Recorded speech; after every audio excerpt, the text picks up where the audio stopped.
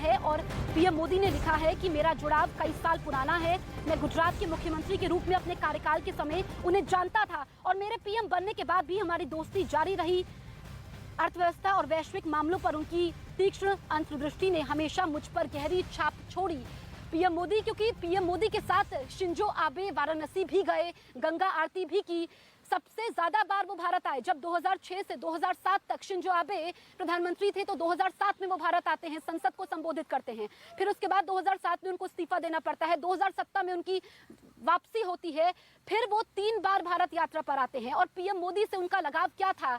PM Modi जब देश के प्रधानमंत्री बने तो जापान और भारत की दोस्ती ने नए आसमान चुने और वहां पर एक कह सकते हैं कि गहरी मित्रता थी। ये जो ट्वीट पीएम मोदी की तरफ से किया गया है ये दर्शाता है। उन्होंने लिखा कि जो उनके साथ उनका नाता है वो काफी पुराना है। मेरे पीएम बनने के बाद भी हमारी दोस्ती जारी रही। इस वक्त की बड़ी खबर आपको बता दें, भारत में 3 दिन का राष्ट्रीय शोक है।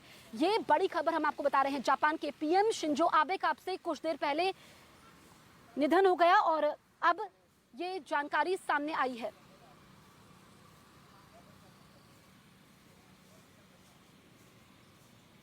इस वक्त की बड़ी खबर हम आपको बता रहे हैं। जापान के पूर्व पीएम शिंजो आबे हमारे बीच में नहीं है। अब से कुछ देर पहले उनका निधन हुआ है। इसको लेकर के तमाम प्रतिक्रियाएं भी सामने आ रही है। ये एक ऐसी खबर जो किसी के लिए भी यकीन कर पाना बेहद मुश्किल है। और इस बीच बड़ी खबर यह है कि अब राष्ट्रीय शोक भारत में रहेगा 3 दिन के लिए, क्योंकि पीएम मोदी ने अब से कुछ देर पहले ट्वीट किया है। पहले उन्होंने कहा कि वो जापान के लोगों के साथ है, वो कामना करते हैं कि शिंजो आबे सुरक्षित रहे, लेकिन डॉक्टर्स उनको बचा नहीं पाए। हर मुमकिन कोशिश की गई। और ये बीच पीएम मोदी ने ये लिखा है कि मैं अपने सबसे प्यारे दोस्तों में से एक शिंजो आबे के दुखद निधन पर स्तब्ध और दुखी हूं।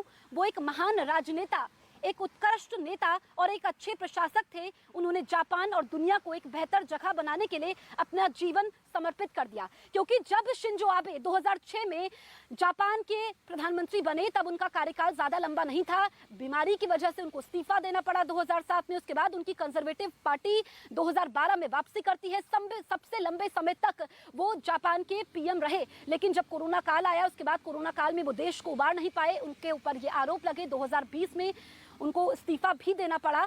और अगर हम कहें कि जो तमाम तरह की प्रतिक्रियाएं आ रहे हैं, चाहे हम पीएम मोदी के ट्वीट को देखें, राजनाथ सिंह के ट्वीट को देखें, कि हर किसी को एक सदमा लगा है और भारत ने अपना एक गहरा दोस्त खो दिया है। जापान और भारत की दोस्ती की चर्चा होती थी। शिंजो आबे जब जापान के प्रधानमंत्री थे वो कई बार भारत यात्रा पर आए। अपने पहले कार्यकाल में भी वो आए थे जब उनका संबोधन हुआ था संसद में। जब 2007 में वो आए थे तो मनमोहन सिंह प्रधानमंत्री थे। उसके बाद जब वो आए, पीएम मोदी ने कहा कि जब वो प्रधानमंत्री बने तो उसके बाद